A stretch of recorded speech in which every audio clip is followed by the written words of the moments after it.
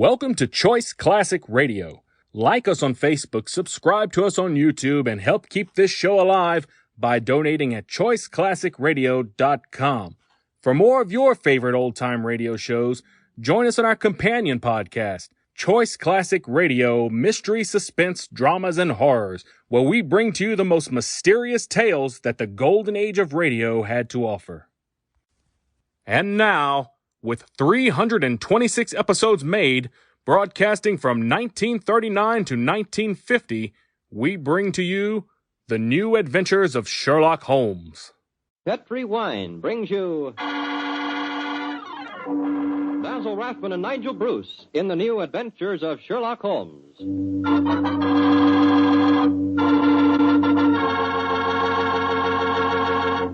The Petri family, the family that took time to bring you good wine. I invite you to listen to Dr. Watson tell about another exciting adventure he shared with his old friend, that master detective, Sherlock Holmes. Of course, I can't be as entertaining as Dr. Watson, but I can tell you something that's really worth knowing. Simply this. The best beginning a good meal ever had is a glass of Petri California Sherry. Petri Sherry is the perfect before-dinner wine. While you're waiting for dinner to be put on the table, pour yourself a glass of that clear, amber-colored Petri Sherry. Now just sit back and sip it slowly. Take your time so you can thoroughly enjoy every single drop of that wonderful Petri flavor. And what a flavor that sherry has.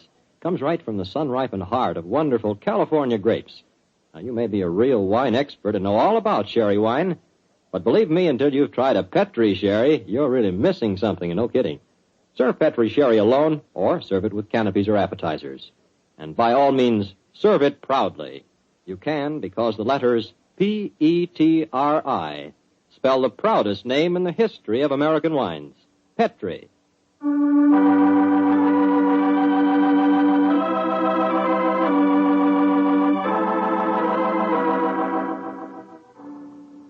And now for our weekly visit with the good Dr. Watson. Let's see if he's expecting us.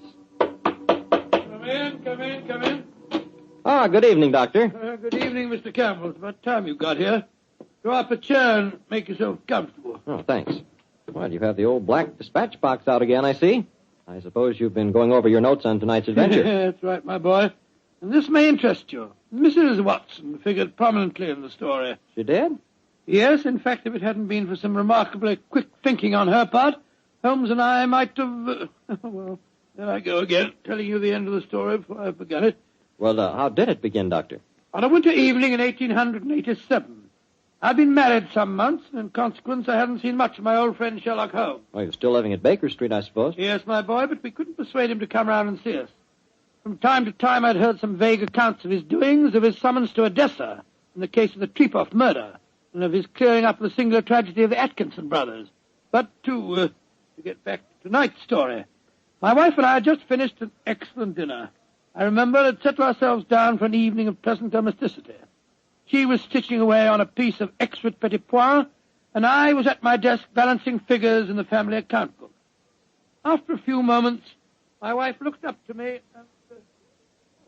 John, dear, don't look so troubled. Oh, was I looking troubled? Well, you've been scowling at that account book for 10 minutes now.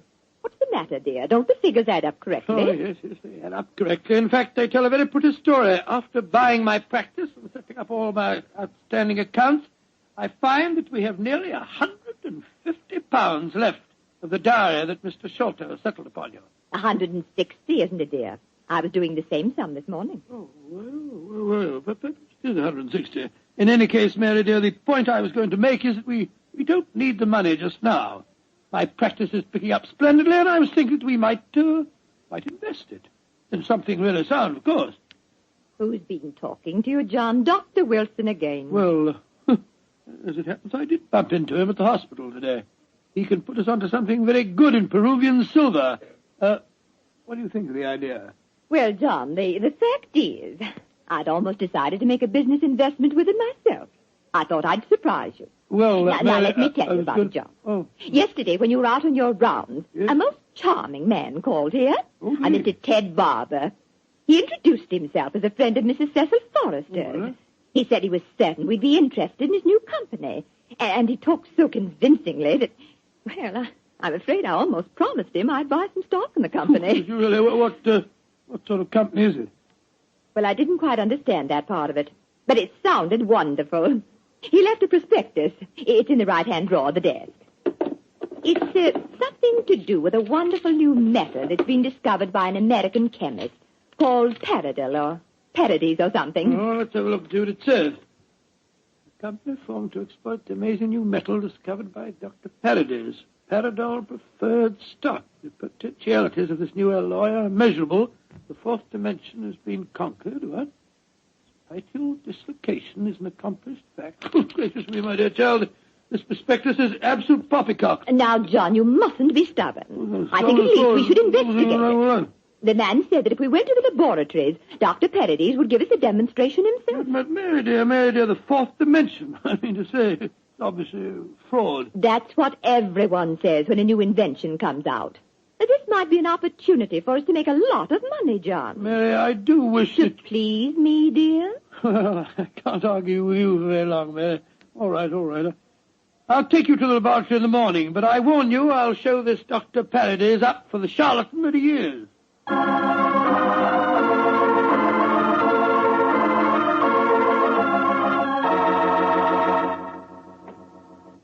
Dr. Paradis will be with you both in a moment. Thank you, my man. She's just concluding an experiment. She? Dr. Paradis is a woman, then? Oh, yes, madam, and a very brilliant one, too. Excuse me. Oh, it's a last straw. The whole thing sounded like an obvious fraud, and now we get here and find that a woman doctor's at the back of it all. Just because she's a woman, it doesn't mean to say that... How do you do? I'm Dr. Paradis. Oh, how do you do, madam? I'm Dr. Watson, and this is my wife, Mrs. Watson. Oh, yes. Come into the laboratory, won't you? Oh, thank you so much, Dr. Paradis. Well, we're just wasting your time. We're not really interested in this at all, you know. John, don't mutter. Mr. Barber told me that he had called on you, Mrs. Watson, and that you were very interested in my invention. Oh, yes, I am. That's why I persuaded my husband to come down with me and see a demonstration. I'll be most happy to show you everything I can. Here's a practical example of the application of my work.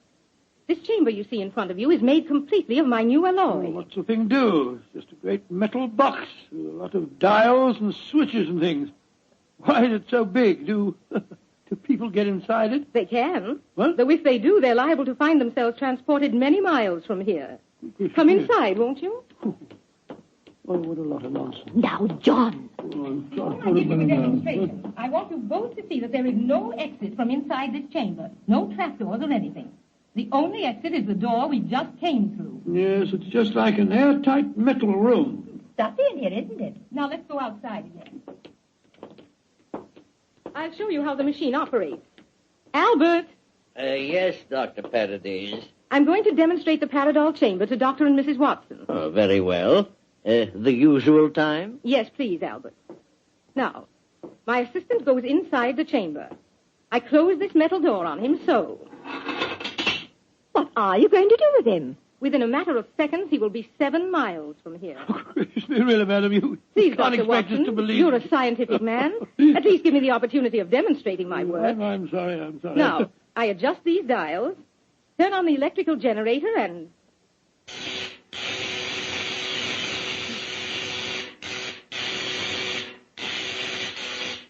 Good Lord, what an amazing business. Now open the door, Dr. Watson, and look inside, please. Great Scott, he's gone. I don't believe it. Dr. Paradis, will you explain this to me? Gladly. My metal Paradol is an unnatural alloy. What? It causes a dislocation in the warp of space and enables us to enter the fourth dimension. You see, time is a dimension. Any object in the past, present, or future can be described precisely in 3 dimensions of space and 1 of time. Yes, but this machine of yours... The alloy of Paradol, combined with the great forces of electricity, has created a new force. This element is controlled by these dials, and it is possible to move in 4 dimensions at once. Thus, bodies or other objects can be transported great distances away, all in the twinkling of an eye. I've coined a word to describe the process. Teleportation, I call it. Teleportation? Well, I'm completely confused. All my scientific training tells me this is impossible, and yet... I wonder if you'd give us another demonstration. Certainly. Perhaps you yourself would like to be teleported somewhere. Certainly not. Good gracious me, no. No, I think John would be very unhappy in the 4th dimension. He wouldn't belong. Yes, you said that any objects could be moved. How about that brown paper parcel on the table over there? Certainly. It only contains some company circulars. I suggest you write your initials on it so that you can identify it later. Oh, very well. J.H.W. There you are. Where do you want it dispatched to? Send it to my house. I'll give you the address. That won't be necessary. Mary, this is an amazing business. Isn't it, John? Exciting, too. There we are. Now I adjust the dials once more, and...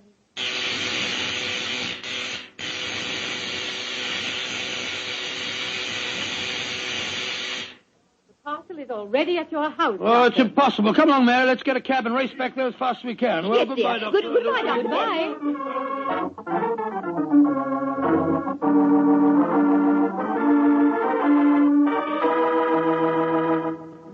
Now, dear, John, you must admit you're just as excited as I am. Well, I confess that I'm enormously intrigued. Let me just get my latch front door here. Here we are. Dr. Paradis is a devilishly clever woman. Even so, my intelligence tells me it's impossible for the package to have reached here before us. Ah, here we are. Ah, there you are, Master. Mum, just in time for lunch. Tell me, Annie, did a package arrive for us? Oh, yes, it did, Mum. I put it on the old table. Great Scott. How was it delivered, Annie? Well, now, that's the funny thing about it, sir. I don't know. I went out to polish the brass on the door knocker a few minutes ago, and there was the parcel, lying on the doorstep. No one had rung the bell or anything. I didn't know how it got there. Thank you, Annie. You can go now. Yes, Mum. Well, John, what do you say now? That a miracle's been performed. I don't believe my eyes. Look, there are my initials on the package. Mary, I think that if you don't mind, after lunch I'll... You'll go round to Baker Street and tell Sherlock Holmes about this. Oh, do you mind, dear? Of course not, dear. Good. It'll be nice to see Holmes again anyway.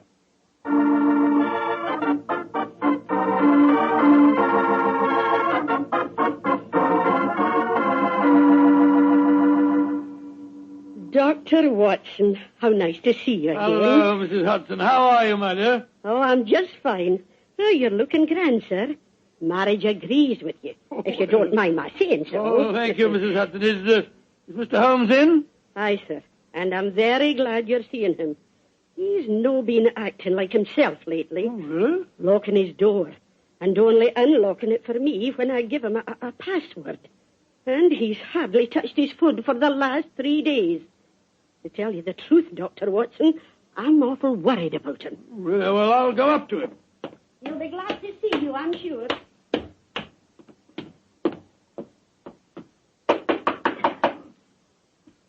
Yes?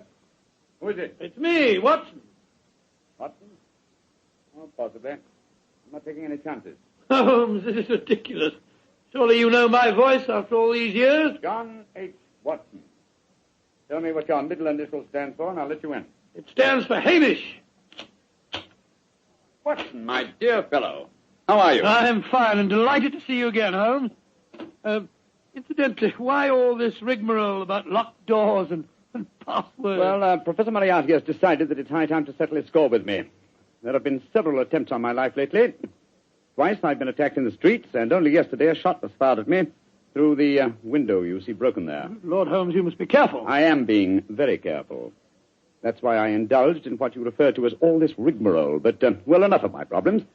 What's on your mind? There's a sparkle in your eye and an air of excitement that tells me that you've some news to impart. Well, I must say there is something. Of course there is, my dear fellow. Come on, tell me about it. You ever hear of a new metal called Paradol and its inventor, Dr. Paradis? Oh, yes, indeed I have.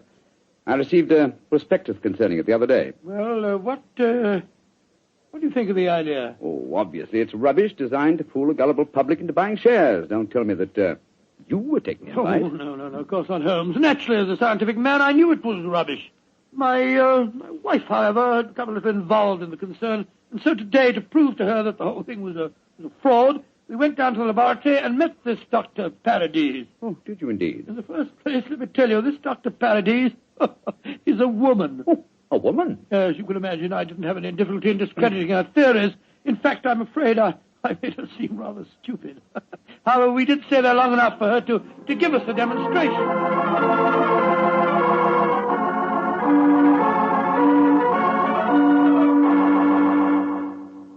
And that's the way that it was, Holmes. When we got back to our house, the initial package was there, waiting for us. Oh, childish trick.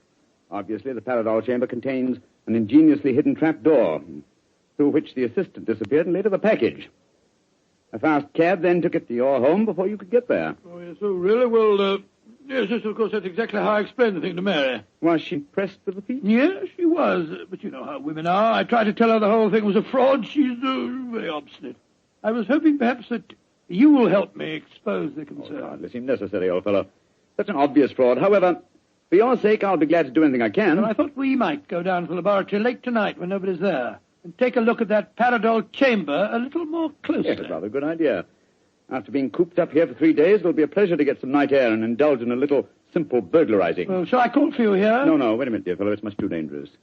I'll be in a hansom cab outside your house about 11:30 tonight. How's that? Splendid. Quite like old times, isn't it, Holmes? Yes, 'tis, old chap, though I think that this time, for Mrs. Watson's sake, I must try and keep you out of trouble.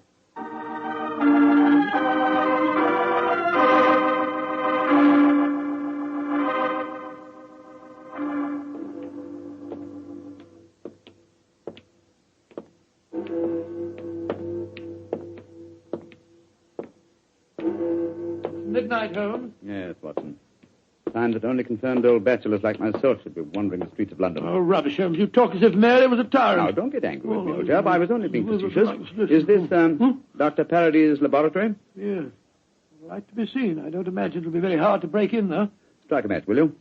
I took the precaution of bringing this lantern. There you are. Thanks, old fellow. Is the door locked? Yes, but I think a skeleton key will do the trick. Hold this lantern for a second, will you? Here you are. Oh, this is child's play so far. Come on.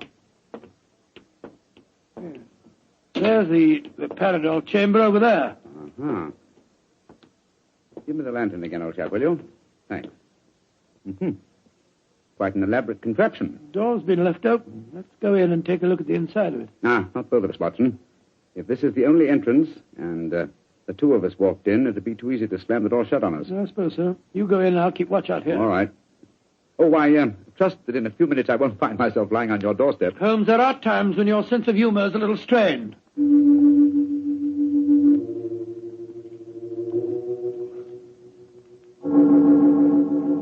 Holmes, you all right? Watson! What is it, Holmes? The body of a dead woman. She's been shot. Unless I'm much mistaken. Let me come and look. 1,000 to 1 it's Dr. Parady's. Yes, it is. Watson, get out of here. Don't you see that? Good Lord, someone has slammed the door shut on us. Yes, my dear fellow. We walked into a trap very neatly. I'm afraid that we're imprisoned in what appears to be an airtight metal chamber, and the only person who can help us to get out of it again is a corpse.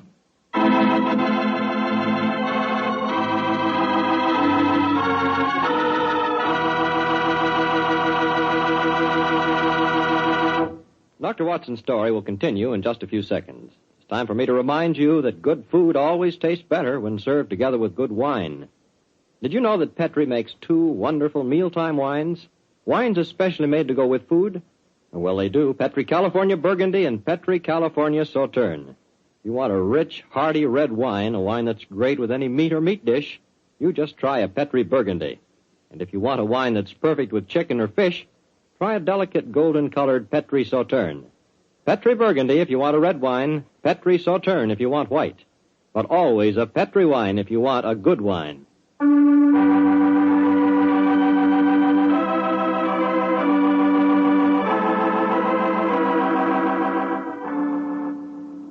Now back to tonight's new Sherlock Holmes adventure. It is in the early hours of a winter's morning in 1887. The famous pair, while investigating the mysteries of a scientific laboratory in the East End of London, have been trapped in an airtight metal cabinet, their only companion being the dead body of a woman scientist. As we rejoin our story, Sherlock Holmes and his old friend Dr. Watson are listening intently as footsteps approach what appears to be their metal coffin. There's someone outside. They're sliding back the metal panel. Good evening, gentlemen. That voice, it's Dr. Parady's assistant. Let us out of here. Or should I be more precise, Mr. Holmes, and say good morning? Hello, Moriarty. Moriarty, you scoundrel. I can just get my hands on him. Dr. Watson, I wish you could get over your dislike for me. For my own part, I'm genuinely sorry that my trap had to catch you, too. I've often felt unhappy that you're not on my side. Such slavish admiration of you given your friend Sherlock Holmes must be highly gratifying. Never mind about all that. What do you think you're up to? It's obvious, my dear Watson. The whole scheme was a plan to lure me out of my safe hiding by presenting an intriguing problem, and one that victimized the wife of my old friend. You knew it would get back to my ears, didn't you, Moriarty? Yes, exactly. But why did you murder this Paradol woman? That's equally obvious, my dear Watson. It served her purpose in presenting a most convincing scientific front. As soon as the trap was baited, she was a liability. She might tell tales, and so she was killed. Like so many other of your accomplices, my dear Professor. Precisely. Now, my dear fellows, I'm afraid that I must close this panel and say goodbye. Quite sorry to have to kill you, but you're becoming dreadfully in my way. And how do you plan to kill us, Moriarty? By doing nothing more than closing this panel. Oh, I could be frightfully dramatic and release deadly gases into the chamber, or poisonous snakes, or something equally colorful. But quite frankly, it seems so much simpler just to shut you in. Your oxygen supply won't last very long, you know. And for your benefit, Dr. Watson, I may tell you that Paradol, whatever its other shortcomings as a metal, is bulletproof. Goodbye, you meddling fool! Well, there seems nothing for us to do but look around and ascertain our chances of escape. Holmes, I don't like this. We're in a very nasty situation. My dear Watson, sometimes you're a master of understatement. Aha, just as I thought. What have you found, Holmes? Sliding panel, just behind the dead woman. It leads us to a passageway. A passageway that has been bricked up only within the last few hours. But long enough, I'm afraid, to make it impossible. No, there's no escape here. Hold the lantern a little higher, will you, Walter? Yeah. That's it. Well, what are we going to do now? I was just estimating the cubic capacity of this chamber. The air supply should last comfortably for at least another 8 hours. I recommend a brief sleep to refresh us and also to conserve our oxygen supply. Sleep? Who could sleep at a time like this? I can and you can, old chap, if you discipline yourself. Well, I'll try, Holmes, but I know perfectly well I shan't close my eyes.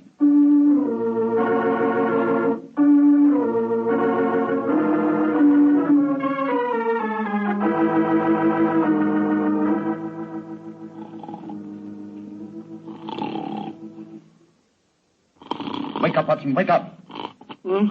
Yes, Mary dear. It's you.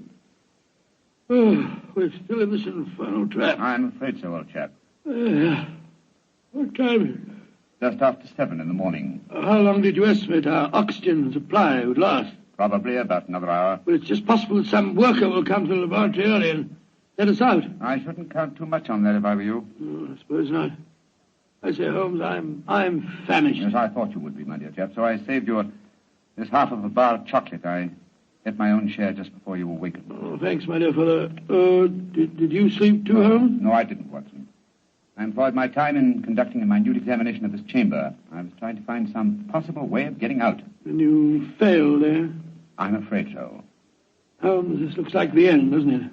Well, if it is my time to die, I'm glad that we're together again. Although I blame myself entirely for letting you into the trap. Come now, my dear fellow. Don't take it as badly as that. But you admitted you're defeated and that there's no possible way out of this destiny. I meant that there's no way out from the inside. So my plan worked. Good gracious me, what on earth? The star, there you are. Mary! Mary, you dear little thing, you must have been frightened to death. Hello, John. Oh, poor dear, you must have spent a miserable night. Well. Mr. Sherlock Holmes and Dr. Watson have been getting themselves in trouble again, eh? Sir, this is no time for your heavy-handed badinage. There's the body of a murdered woman inside that chamber. She was killed by Professor Moriarty. Professor Moriarty? It's too bad you didn't get my message sooner. Your message? Oh, bless my soul, Holmes, I wish you'd tell me how you got your message to Scotland Yard. Well, ever since these recent attacks on my life, I've had my delightful band of ragamuffins, the Baker Street Irregulars, watching my house in fixed watches, 2 at a time. I gave the boys instructions to follow me whenever I went out. And if ever I did not reappear within 3 hours, they were to report to our friend Lestrade at Scotland Yard. Holmes, you're amazing. You think of everything. Just a minute, gentlemen, just a minute. I didn't get no message from any of your Baker Street Irregulars. Oh, you didn't? No, sir. Though I did find a couple of the boys tied up when we came in here just now. But if you didn't get a message from them, how did you come here so opportunely? That's an easy one, because Mrs. Watson here came and fetched me. You did, Mary? But how on earth? Go on, Mom. Tell him. Well, it's really very simple. When John came back from seeing you yesterday, Mr. Holmes, He was over elaborately casual in his references to the Paradol chamber. So, of course, I knew at once the two of you were going to investigate the matter. I also caught him oiling his revolver after dinner. I didn't know that you slipped out last night, John. But as soon as I woke up this morning, I realized what had happened. So I went straight to Scotland Yard for Inspector Lestrade and brought him here with me. Why, Mary, you clever little thing. Isn't she a clever darling, Holmes? Mrs. Watson, this has been a salutary experience. Will you allow me to congratulate you on your deductive ability?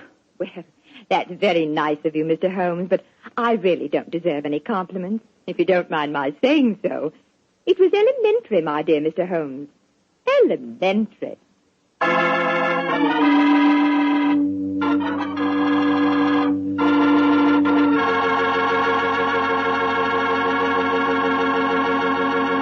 This is Bob Campbell saying good night for the Petrie family. This program comes to you from our Hollywood studios. This is the Mutual Broadcasting System.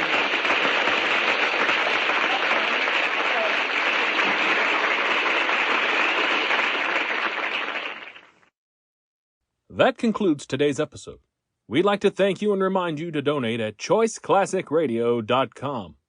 Remember, your donations make episodes like this possible.